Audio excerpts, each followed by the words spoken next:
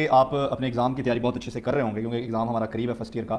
बच्चों, आज की इस वीडियो में फर्स्ट ईयर फिज़िक्स के जो एमसीक्यूज़ हैं, जो पास्ट एग्ज़ाम में मोस्ट रिपीटेड एमसीक्यूज़, अगर आप उसको इंपॉर्टेंट कहना चाहें तो कह लें, उन एमसीक्यूज़ को हमने तीन हिस्सों में निकाला है। सबसे पहले आज हम डिस्कस करने जा रहे हैं चैप्टर नंबर 1 से लेकर चैप्टर नंबर 4 तक के एमसीक्यूज़। बच्चों, इसमें जो एमसीक्यूज़ जिनमें कुछ थोड़ा सा टेक्निक यूज़ हुई है या जिनमें थोड़ा सा सॉल्व करना पड़ेगा, वो एमसीक्यूज़ मैं आपके साथ सॉल्व करूंगा यहाँ पे इस वीडियो में। और इसके अलावा जो बाकी एमसीक्यूज़ होंगे जो पास्ट एग्जाम में आए हैं मोस्ट रिपीटेड, जो सिंपल एमसीक्यूज़ हैं, तो ये पहले 4 चैप्टर में से तकरीबन 70 एमसीक्यूज़ निकले हैं। तो वो एक फ़ाइल की शक्ल में आपको इस वीडियो के डिस्क्रिप्शन में उसका लिंक मिल जाएगा, आप उस फाइल को डाउनलोड कर सकते हैं। ठीक है, इससे ये होगा कि कुछ एमसीक्यूज़ मैं यहाँ पर आपको सॉल्व भी करवा रहा हूँ जो सॉल्व होने वाले हैं। तो उससे ये होगा कि आपकी थोड़ी तैयारी की का भी पता चल जाएगा, थोड़ी सी आपकी रिवीजन भी हो जाएगी और थोड़ा सा कुछ अगर टेक्निक्स कहीं पर इस्तेमाल हुई हैं तो उनका भी हमें आइडिया हो जाएगा। तो बच्चों, हम स्टार्ट करते हैं पहले एमसीक्यूज से, जो चैप्टर नंबर 1 से है। Which is correct record for the diameter of a wire when measured by a screw gauge of least count 0.001 centimetre. बच्चों, जो लीस्ट काउंट होता है, आपको पता है लीस्ट काउंट को हम एब्सोल्यूट अनसर्टेनिटी भी बोलते हैं और इसका ताल्लुक प्रिसीजन के साथ होता है। सो लीस्ट काउंट को हम एब्सोल्यूट अनसर्टेनिटी भी बोलते हैं और इसका ताल्लुक किसके साथ होता है बच्चों? इसका ताल्लुक होता है प्रिसीजन के साथ। अब लीस्ट काउंट जितना कम होगा, ठीक है, वो वैल्यू हमें उतनी ही ज़्यादा इंफॉर्मेशन देगी और वो वैल्यू उतनी ही ज़्यादा प्रिसाइज होगी। मसलन अगर आप मीटर रॉड की बात करें तो उसका लीस्ट काउंट है 0.1 सेंटीमीटर। अगर आप कैलिपर्स की बात करें तो इसका है 0.01 सेंटीमीटर। अगर आप स्क्रू गेज की बात करें तो 0.001 सेंटीमीटर। अब देखें, सबसे ज़्यादा इंफॉर्मेशन हमें इसमें मिल रही है 001 में, क्योंकि इसका जो लीस्ट काउंट है वो बाकी दोनों से कम है। तो ये जो मेजरमेंट लेगा स्क्रू गेज, वो ज़्यादा प्रिसाइज होगी मीटर रॉड के मुकाबले में और कैलिपर्स के मुकाबले में। तो बच्चों, ये देखें, स्क्रू गेज का जो लीस्ट काउंट है वो हमें दिया है 0.001 सेंटीमीटर और एक रिकॉर्डिंग, एक रीडिंग उससे ली गई है। आपने बताना है कि इन चारों में से कौन सी रीडिंग है उसके साथ ली गई है। बच्चों देखें, ये जो पहली वैल्यू है 2.3, डेसिमल प्लेस के बाद सिर्फ एक डिजिट तक वैल्यू हमारे पास है, लेकिन हमें पता है कि स्क्रू गेज से आप जो भी मेजरमेंट लेंगे डेसिमल प्लेस के बाद आपको 3 डिजिट्स तक जो है वो इन्फॉर्मेशन देगा। देखें, डेसिमल प्लेस के बाद 3 डिजिट्स तक जो इन्फॉर्मेशन मिल रही है वो हमें इस आंसर में मिल रही है। सो ये आंसर ही हमारा करेक्ट आंसर होगा। बच्चों, क्वेश्चन 2 है हमारे पास, smaller the least count of the instrument more the instrument. देखिए, लीस्ट काउंट का ताल्लुक किसके साथ है? प्रिसीजन के साथ है। तो लीस्ट काउंट इसने कहा है जितना कम होगा मेजरमेंट हमारी उतनी ही प्रिसाइज होगी। थर्ड क्वेश्चन है बच्चों, the percentage uncertainty in the mass and velocity, यानी कि मैस में जो अनसर्टेनिटी है बच्चों वो 2% है परसेंटेज अनसर्टेनिटी, और वेलोसिटी में जो परसेंटेज अनसर्टेनिटी है वो 3% है। तो बताएं काइनेटिक एनर्जी में कितनी होगी? तो इसका तरीका आपको पता है, हम काइनेटिक एनर्जी का फार्मूला लिखेंगे यहाँ पर, which is equal to half mv²। आप देख रहे हैं कि मैस और वेलोसिटी मल्टीप्लाई हो रहे हैं, और बच्चों जब वैल्यूज मल्टीप्लाई हो रही हो या डिवाइड हो रही हो तो हम अनसर्टेनिटी कैसे निकालते हैं? सारी वैल्यूज में जो अनसर्टेनिटी होती है उसको हम सिंपली ऐड कर देते हैं। तो यहाँ पर हम ऐड कर देंगे 2% प्लस 3%। लेकिन ये देखें, वेलोसिटी जो है इसमें पावर भी इन्वॉल्व है, तो जहाँ पावर इन्वॉल्व होती है अनसर्टेनिटी को हमने पावर से मल्टीप्लाई भी करना होता है। तो बच्चों, ये हमारे पास आ गया 2% प्लस 2 3 6%, तो ये टोटल कितनी होगी बच्चों? 8%। ठीक है जी, तो ये हमारा आंसर है। नेक्स्ट बच्चों, हमारे पास है question number 4, a measurement is taken with vernier calliper. Vernier calliper से आपने मेजरमेंट लिया है जबकि उसका लीस्ट काउंट भी गिवन है और ये मेजरमेंट भी गिवन है। फ्रैक्शनल अनसर्टेनिटी, ठीक है बच्चों, इसका ताल्लुक किसके साथ है? एक्यूरेसी के साथ। ठीक है, तो फ्रैक्शनल अनसर्टेनिटी को हम एक्यूरेसी के साथ रिलेट करते हैं, लेकिन इसका जो फार्मूला है आप सिंपली इसको कैलकुलेट कर सकते हैं। हमें बस क्या करना है, ठीक है जी, हमें जिसका जो तरीका है, हम इसका लीस्ट काउंट रखेंगे ऊपर और उसको डिवाइड कर देंगे जो भी हमने मेजरमेंट ली है। अगर आप इसको सिंप्लीफाई करें तो आंसर तकरीबन 0.02 आता है। ठीक है, तो ये हमारी फ्रैक्शनल अनसर्टेनिटी है, इसका ताल्लुक एक्यूरेसी के साथ है। उसके बाद फिफ्थ क्वेश्चन डायमेंशन से रिलेटेड है बच्चों, the ratio of dimension of power to work. Power की डायमेंशन और वर्क की डायमेंशन की रेशियो निकालें। तो बच्चों, पहले हम यूनिट्स लिखते हैं, इनके ऐसे यूनिट्स क्या हैं। पावर का ऐसा यूनिट जो है वो हमारे पास क्या है? वो है जूल पर सेकेंड। ठीक है, और इसको डिवाइड कर दें वर्क से। वर्क का जो ऐसा यूनिट है वो जूल है। जूल से जूल कैंसिल हो गया, हमारे पास आंसर आ गया पर सेकेंड। बच्चों, पर सेकेंड को हम ये भी लिख सकते हैं नीचे करके, तो ऊपर है 1 और नीचे सेकेंड। सेकेंड का डायमेंशन क्या होता है बच्चों? टी। तो आंसर क्या आ गया? 1:T। ठीक है, इसमें ये पहले वाला जो आंसर है ये ठीक है। बच्चों, मैं आपको हिंट देता हूँ, आप सिर्फ 2-3 डायमेंशन जो हैं उनको रटा मार लें। मसलन हमारी जो बेस क्वांटिटीज़ हैं, आप बेस क्वांटिटीज़ के डायमेंशन को रटा मार लें, साथ ही हैं। ठीक है, और इसके साथ साथ आप जोल, ठीक है, वॉट और न्यूटन, इसके डायमेंशन याद कर लें। इसकी मदद से आप किसी भी क्वांटिटी का, फर्स्ट ईयर फिजिक्स में जितने भी डायमेंशन, जितनी भी क्वांटिटी यूज़ हुई, आप किसी का भी डायमेंशन निकाल सकते हैं, सिर्फ अगर आपको जोल, वाट और न्यूटन के डायमेंशन का पता है और साथ में बेस क्वांटिटी के जो डायमेंशन है साथ साथ भी याद करने की जरूरत नहीं है, सिर्फ आप 3 पहले आपको पता होने चाहिए, मैस, ठीक है जी, लेंथ और टाइम। नेक्स्ट बच्चों हमारे पास है एंगुलर मोमेंटम का डायमेंशन। उसके लिए जो एंगुलर मोमेंटम का एस आई यूनिट है बच्चों, वो क्या है, एस आई यूनिट है उसका जूल सेकंड। ठीक है, तो जैसे मैंने आपको बताया कि जूल हो गया, न्यूटन हो गया, अगर आप सिर्फ इन दोनों के ही बेस यूनिट्स याद कर लें तो आप कोई भी डायमेंशन लिख सकते हैं। तो बच्चों जूल का जो बेस यूनिट है वो क्या होता है, इसको अगर बेस यूनिट्स में कन्वर्ट करें तो ये बराबर होता है किलोग्राम मीटर स्क्वायर पर सेकंड स्क्वायर, और साथ में यहाँ पे सेकंड है, सेकंड से सेकंड कैंसिल हो गया, बच्चों हमारे पास आ गया kilogram metre square over second.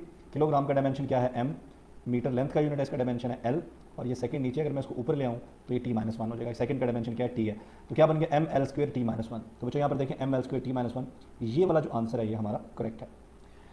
Question 7 है बच्चों, which pair has same dimension, कौन सा पेयर जिसके डायमेंशन सेम। बच्चों देखिए मोमेंटम और इंपल्स, ठीक है, हमने इनको रिलेट कर सकते हैं। आपको पता है जो इंपल्स होता है, ठीक है, इंपल्स जो होता है ये बराबर होता है चेंज इन मोमेंटम। इंपल्स बराबर होता है change in momentum. So impulse is equal to change in momentum. So जो यूनिट मोमेंटम का होगा वही यूनिट या वही डायमेंशन इंपल्स का होगा। बाकी देखें वर्क और पावर ये सिमिलर, इनके डायमेंशन नहीं है। वर्क का यूनिट आपको पता है जूल है, पावर का जूल पर सेकंड है। इस तरह फोर्स का जो है वो न्यूटन है, टॉर्क का न्यूटन मीटर है। इस तरह टॉर्क जो है इसका न्यूटन मीटर है, पावर का जूल पर सेकंड है। तो बाकी सेम नहीं है, इसमें हमारे पास सिर्फ जो मोमेंटम और इंपल्स आ रहा है इसके ही सेम है। क्वेश्चन 8 है बच्चों, the position vector R in X Z plane. ठीक है बच्चों, पोजीशन वेक्टर जो होता है, ठीक है, अगर हम 3 डायमेंशन में लिखें तो ये होता है X component plus Y component plus Z component. बच्चों एक्स कंपोनेंट के साथ आई यूनिट वेक्टर, वाई के साथ जे और जी के साथ के।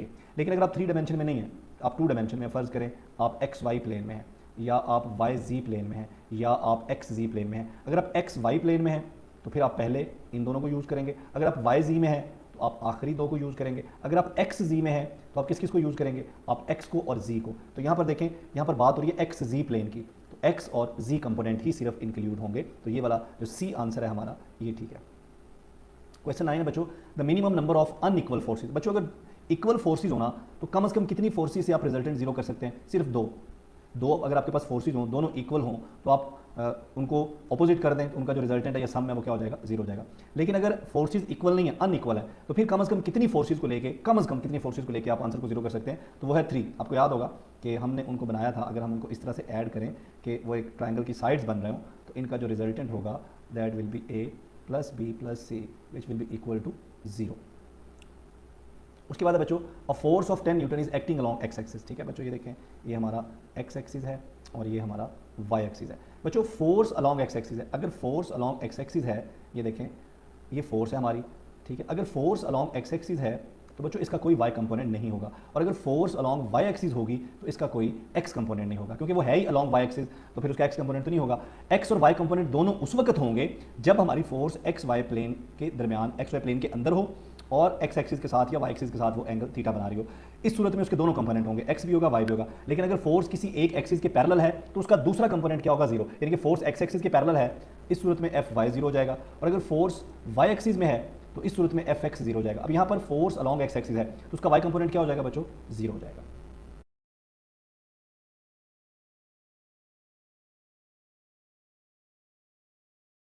क्वेश्चन नंबर 11 है, हमें एक वेक्टर दिया गया है और इसका हमें मैग्नीट्यूड निकालना है। बच्चों आपको पता है किसी भी वेक्टर का मैग्नीट्यूड निकालने का तरीका बहुत ही आसान है। हम उसके जो कंपोनेंट हैं उनका मैग्नीट्यूड लेके उसका स्क्वायर लेंगे।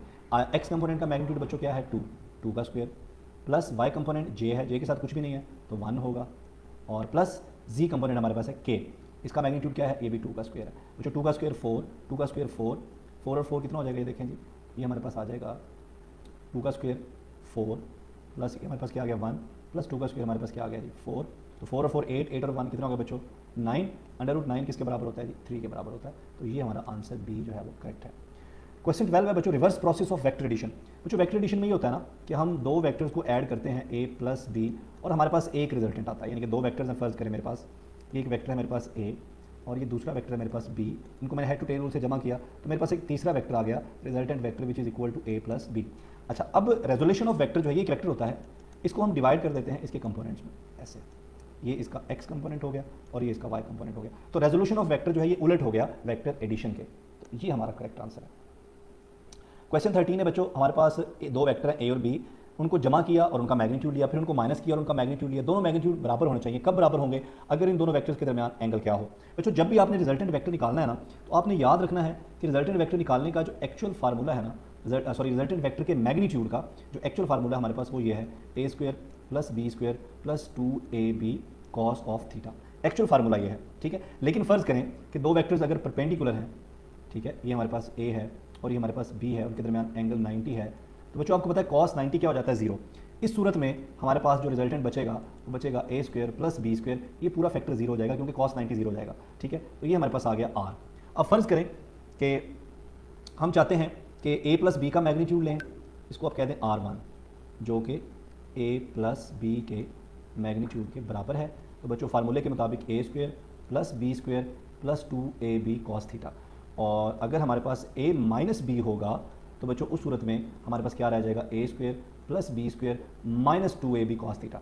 हम चाहते हैं कि दोनों बराबर हों। बच्चों दोनों बराबर तभी होंगे, ये जो प्लस 2ab कॉस थीटा है और ये जो माइनस 2ab ये मौजूद ना हो, क्योंकि इससे पहले देखें इसमें भी a square plus B square, इसमें भी a square plus B square, तो इसका मतलब ये बराबर हो सकते हैं अगर ये वाला फैक्टर 0 हो जाए। ये फैक्टर तभी 0 होगा अगर cos 90 हो। अगर आप cos 90 पुट करेंगे तो उस सूरत में r1 और r2 बराबर हो जाएंगे, यानी कि a प्लस बी का मैग्नीट्यूड और a माइनस बी का मैग्नीट्यूड बराबर हो जाएगा अगर इनके दरमियान एंगल 90 हो। उसके बाद बच्चों हमारे पास है if the resultant of two vectors. हमारे पास दो वेक्टर है बच्चों, एक है f1, ठीक है, इसका मैग्नीट्यूड, और दूसरे वेक्टर का मैग्नीट्यूड वो है f2। बच्चों अगर इन दोनों का रिजल्टेंट निकालें f1 प्लस f2 और उस रिजल्टेंट का अगर हम मैग्नीट्यूड लें तो वो मैग्नीट्यूड भी इनके बराबर ही आता है, f1 या f2 किसी एक के बराबर आप कह लें, ठीक है। इसका मतलब है f1 बराबर है f2 और इनका रिजल्टेंट भी इन सब के बराबर है। तो बच्चों अगर ये सारे बराबर हैं तो हम इन सब की जगह क्या लिख सकते हैं, f लिख सकते हैं। अभी हमें f1 और f2 के दरमियान एंगल बताना है कि क्या होगा, ठीक है। तो वही फार्मूला हमारा जो है r is equal to a square plus B square plus 2ab, और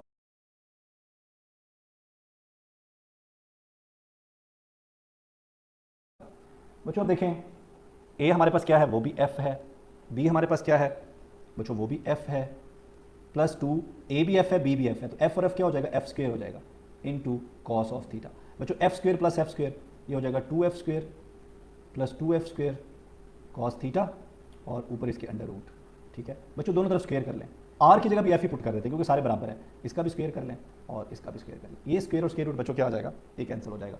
हमारे पास क्या बच गया, हमारे पास बच गया f square is equal to 2f square plus 2f square और कॉस ऑफ थीटा। बच्चों इनमें से कॉमन निकल सकता है, 2f स्क्वायर कॉमन निकाल लें, 1 प्लस कॉस थीटा बच गया, और यहाँ बच गया f स्क्वायर। बच्चों f स्क्वायर कैंसिल हो गया, यहाँ 1 बच गया, ये 2 मल्टीप्लाई हो रहा है, इधर आके डिवाइड हो जाएगा, यहाँ पे बच गया 1 प्लस कॉस थीटा। ये 1 भी उधर ले जाएं तो हमारे पास जो कॉस थीटा है ये बराबर आ जाएगा -1/2, क्योंकि 1/2 में से जब 1 माइनस करेंगे तो आंसर -1/2 आएगा।